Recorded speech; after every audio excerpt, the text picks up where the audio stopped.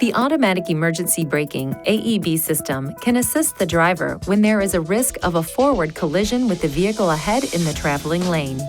If a risk of a forward collision is detected, the system provides a warning to the driver by a flashing distance indicator light along with an audible alert.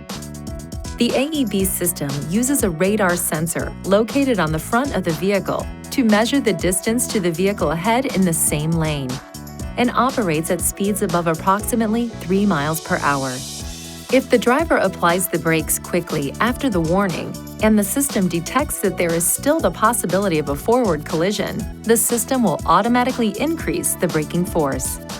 If the driver does not take action, the automatic emergency braking system issues the second visual and audible warnings and also applies partial braking.